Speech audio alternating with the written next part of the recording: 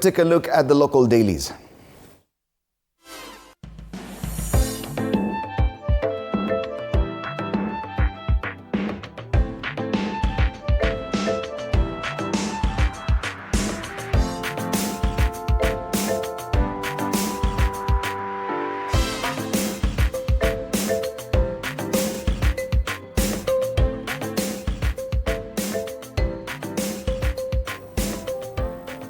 All right, let's start off with the regional papers. Today we start in Tanzania, and I have the Citizen with me.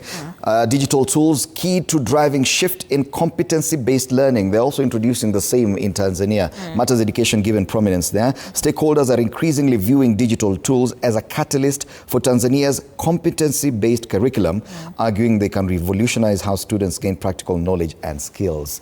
Big debate here. Na tulisema what na copy. What we do in Kenya, they copy. What they do there, we copy. BRT yao bado tunangojea kukopi because them let's admit they are way ahead of us when it comes to BRT.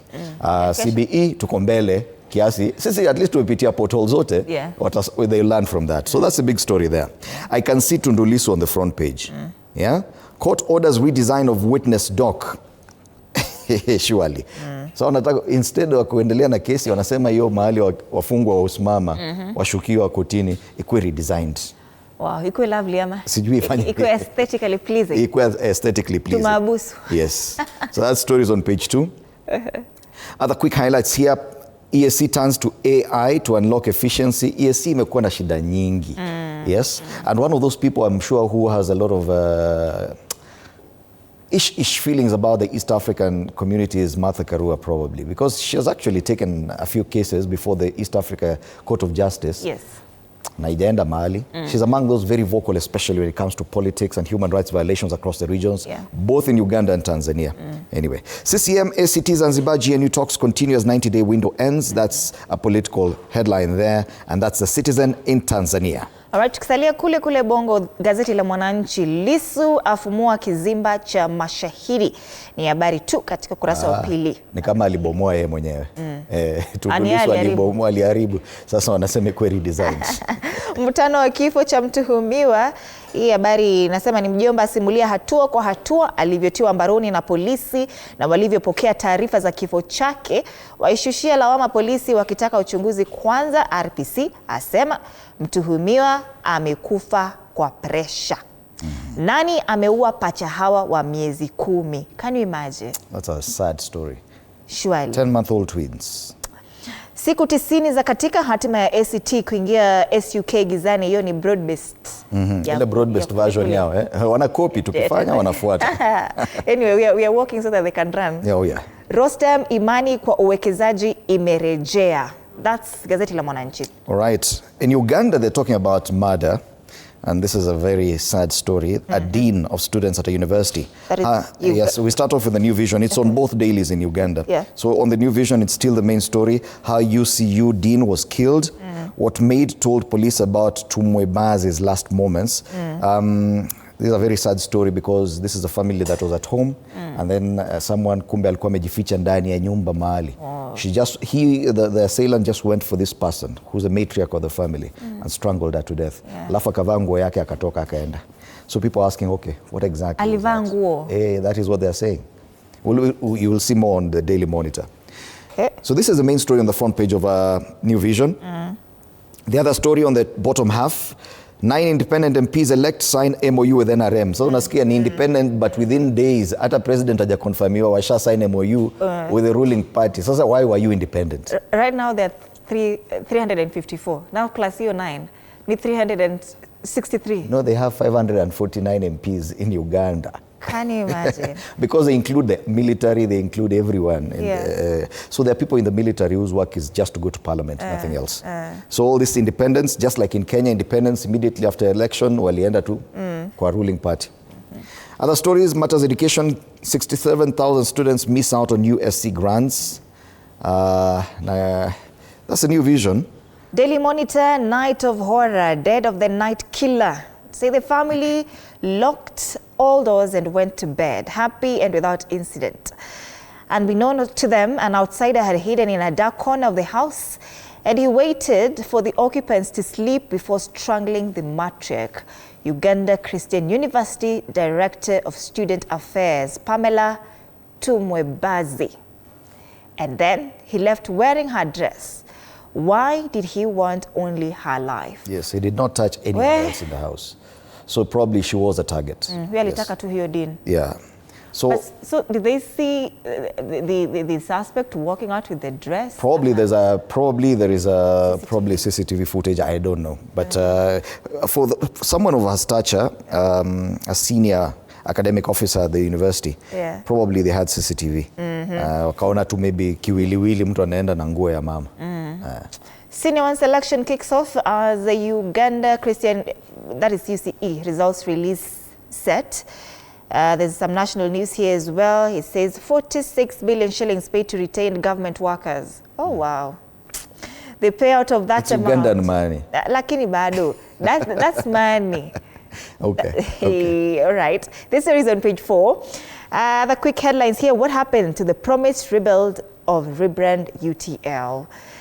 That's the Daily Monitor this morning, and that's as far as the regional dailies are concerned. Okay. Coming back home, of course, it's Sifuna. Mimi ndio Sifuna. Let's take a look at the dailies here. And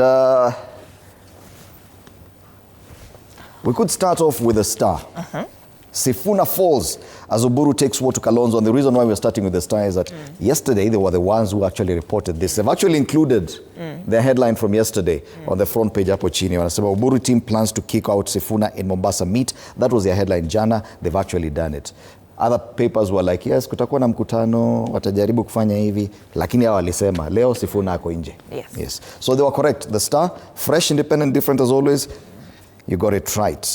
So they've covered this story on page 6, how it happened, what it means to Sifuna, what it means for the ODM party, quite some analysis on what next for ODM. The general feeling online is that ODM is now weaker without Sifuna. I don't know if you agree with that. I do, because you know, Sifuna is youthful. Sifuna, uliona waki dance jeshi ya baba. That crowd.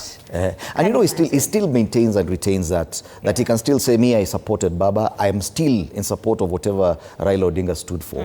Because even if they remove me, I'm still a member of ODM. I'm an ODM senator for Nairobi, na bado jeshi la baba. Yes. And remember the kind of relationship he had, especially during the Gen Z protests. He was among those who came out and said, and tried to protect those who are around Parliament. So page 6 of this paper, the Star. The other story given prominence is lawmakers question 118 billion shillings splurge, and they ask what's the urgency. That story, I don't know why it's not being given prominence on the front page. Probably because of the politics of ODM. Yes. So President William Ruto's administration is under fire. Over 118 billion is spending amid claims the Treasury is exploiting emergency funds laws to channel unbudgeted resources to state agencies. All right. So I'm just looking for any other story that could stand out in this paper. Well, that's a Star. Fresh, independent, different. All right. 6 injured as yet another building collapse exposes capital city's safety gaps. That's another story there on the front page. 20 Daily Nation, defiant Sifuna fired. Defiant. ODM rebels plan new parallel meetings. Edwin Sifuna's 8-year tenure as ODM Secretary General was cut short yesterday after party leader Oburu Oginga moved to assert his authority following a rebellious strike by the Nairobi senator. The Orange Party's plan to leave the Azimio coalition could also trigger tussle for lucrative House minority posts. Next steps now. National Delegates Convention on March 27. The meeting is expected to endorse a pre-election coalition deal with UDA. Begin formal withdrawal from Azimio coalition. Party protest action by retired President Kenyatta to name Kalonzo Musyoka Azimio coalition leader. And Interim Secretary General Sifuna's deputy Catherine Omanyo named acting Secretary General until a substantive holder is elected. I'd want to see how that ODM NDC will turn out. Because Sifuna is still a member of the party.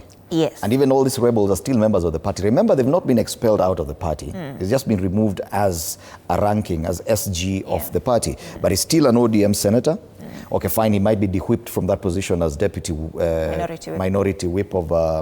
in the Senate. He might be, that one is obvious. I think that is what will follow.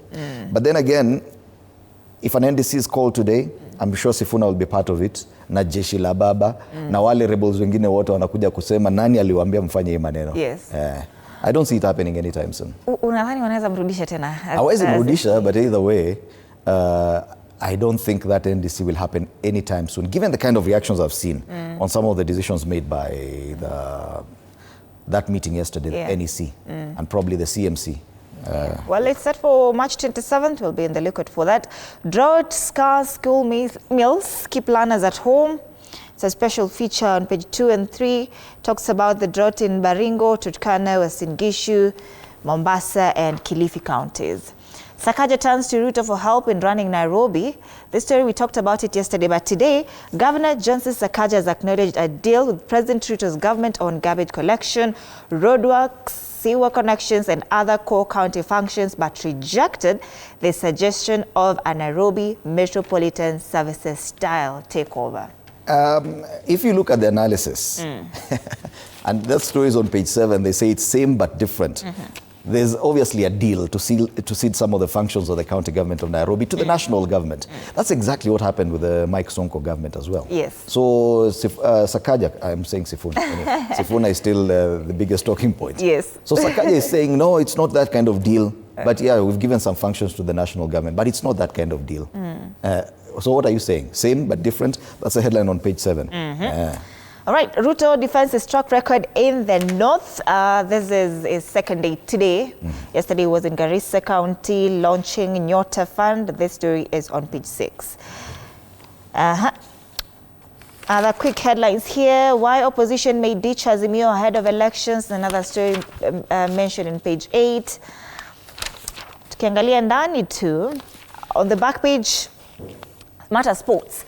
Kenya's Sevens power forward Okoth back in the fold. That is World Rugby Sevens Division 2. Government gives 100 million shilling sponsorship. That's the Daily Nation. There's a story that I think is very interesting on page 10, and this could happen to anyone. It's about someone who was jailed over a false rape claim. And he says, I've forgiven you. This is Edwin Gathigi, who spent some time in jail because someone accused him wrongfully of rape. Alafu eventually imesemekana ni uongo, sasa amesema nakusamea. Yeah. Oh yeah. It's there on the Daily Nation. All right. From the Daily Nation we go to the Standard. It is the same story. Sifuna kwenye ukurasa wa mbele. Mimi ndio Sifuna. Umesikia hivyo? Mimi ndio Sifuna. Mimi ndio Sifuna. Katibu mkuu. And on the Standard, his only story on the front page. Hakuna story nyingine, hakuna hadithi nyingine hapa. Tusema wanasema nini? Crucified for boldness. I think this is perhaps one of the boldest politicians of our time. ODM has plunged into open revolt after Secretary General Edwin Sifuna was ousted for challenging covert talks with President William Ruto. The party's executive committee said it had enough of his dissent, replacing him with Busia woman representative Catherine Omanyo on an interim basis. But the purge has exposed deep fissures, with allies accusing the leadership of silencing critics and mortgaging the party's independence ahead of 2027. Uliona hiyo press conference vile Junet Mohamed alikuwa anasema hatutaki maswali, hakuna maswali, hatutaki maswali leo. Kuna mtu nilisikia akisema wewe ndo anafaa kuwe the new SG of ODM, nikasema anyway, I think they should put Junet Mohamed as the new SG of ODM. I feel like angeserve. Yes, I think he's very vocal. He is. And he's one of those people who's not scared of speaking his mind. Yes. Probably ODM would need that because watu wengi wanasema this acting SG ni mpole, anakaa ni kama hana ile from Sifuna to Catherine Omanyo. Probably it should have been from Sifuna to Junet. Some of your replacement. Yeah. Anywho. So the decision has thrown supporters into disarray, with many saying they will consider their stand after their leaders give a way forward. One of the ODM supporters hapa amekutiwa anaitwa Kennedy Amiani. Anasema, we are happy as a Mulembe nation that finally the battle lines have been drawn. Now as a region we activate the grand plan of fully abandoning ODM. Walikuwa Busia wakiimba tu jeshi la baba. Right. Inside pages, so at least the Standard, and from yesterday they've been consistent with this coverage of the drought crisis in the northeastern counties. So today they talk about farmers watching in despair as area's food basket dries. And also Mbadi, the Treasury seer, says we cannot gauge droughts economic toll yet. Another headline, I saw devastation, people stripped of everything but will to leave. So this is a witness account of what's happening. So according to, the numbers have actually gone up. Earlier this week we were talking about 2.5 million people. According to this paper now, some 3.3 million people, Kenyans, have been affected by this drought. 23 counties, that's almost half of the counties. Yes. About 11 currently worst hit have been impacted. Those counties are Mandera, Wajir, Kwale, Kilifi, and Tana River as well. 1,500 households. Those are many people. Well, the president is on his second day of that region, tour of that region. Let's hope he'll say something. So far, I've not seen him mention anything yet. So that story for Sifuna has been covered on pages 4 and 5. What happened with the NEC? They also talked about Azimio na wakasema wanatoka hiyo Azimio ni kazi gani hiyo tutatoka. Na hata huyo Uhuru Kenyatta atuache wachane na sisi. That was party leader. The most interesting thing he said, and he said that he was misquoted. The party leader of ODM, Dr. Oburu Oginga, said he was misquoted when he said that they were not going for the position currently held by Professor Kithure Kindiki. Yes. He said, no, actually, hiyo ndo tunaendea. So everything has changed. The game has changed again. They are back to number 2 ni yetu. Ile ngombe nusu, it's true. Ngombe itakatwa nusu. Sakaja seeking help from State House. It's a story covered on an entire page, page 6. All right. So zile story ni kubwa kubwa tu. Tutakuja kusoma feedback kidogo kidogo ya Edwin Sifuna. Some funny, very funny feedback nimeona pale social media. Watu wamerespond kweli kweli. Watu wameongea kweli kweli. Tuangalie Taifa Leo. Taifa Leo, Sifuna nje. That's the main story there. Vidokeza zaidi sababu za mbu kujaa kote kote jijini. Nimeona such complaints that mbu wamekuwa wengi. Wataalamu wataja joto la juu na mabadiliko ya tabia nchi kama chanzo cha kuongezeka kwa mbu Nairobi. Umesikia mbu? Nimesikia, but I heard that it's actually these scientists who had released millions of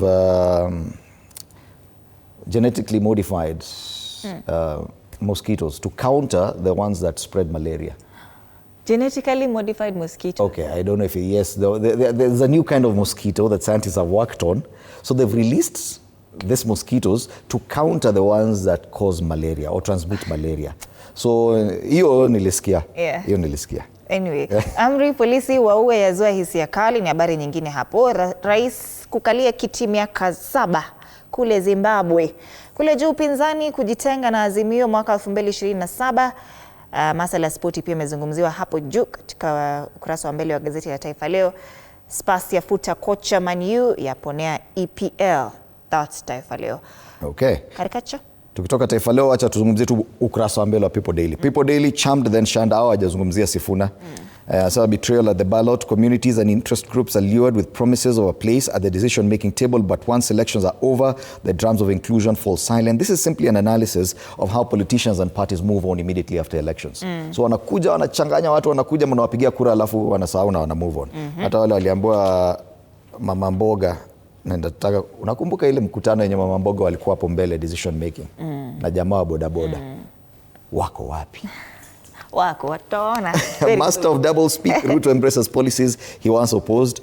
Na amekwa pale juu top strip ya gazeti. Na Waiga Shagwe zeroing in on Northern Kenya before 2027. Anafinya kufinya.